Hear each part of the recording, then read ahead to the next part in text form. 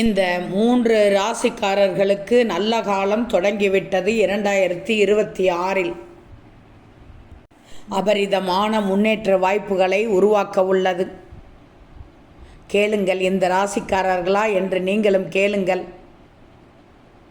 ரிஷப ராசிக்காரர்களுக்கு மிகவும் சாதகமான சூழலை ஏற்படுத்த உள்ளது.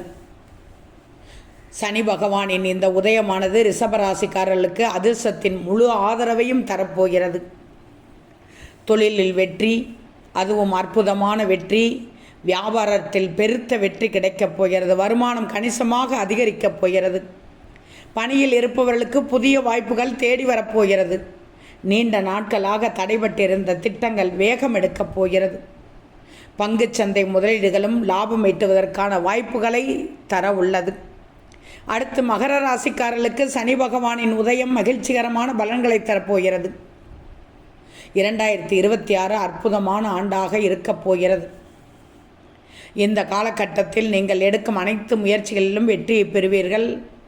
உங்கள் தைரியமும் திறமையும் கூடுதலாக இருக்கும், அதிகரிக்கும். சகோதரர்கள் சகோதரிகளின் ஆதரவு கிடைக்கும். சமூகத்தில் உங்கள் மரியாதை உயரும். முதலீடுகள், கூட்டாண்மை, திறன் மேம்பாட்டில் கவனம் செலுத்துவீர்கள். பணியில் கௌரவம் உயரும். புதிய வாய்ப்புகள் கிடைக்கும். குடும்பத்திலும் சமூக வட்டத்திலும் உங்கள் அங்கீகாரமும் மரியாதையும் அதிகரிக்கப் போகிறது. இந்த காலகட்டத்தில் நீங்கள் புதிய வாகனம் அல்லது அசையா சொத்துக்கள் வாங்கும் யோகம் உண்டு. அடுத்து மிதுன ராசிக்காரர்களுக்கு சனி பகவானின் உதயம் லாபத்தை அளிப்பதாக இருக்கும். சனி பகவான் உங்கள் ராசியிலிருந்து கர்மஸ்தானமான 10வது இடத்தில் உதயமாகிறார். இந்த காலகட்டத்தில் தொழில் வியாபாரத்தில் புதிய வாய்ப்புகள் கிடைக்கும்.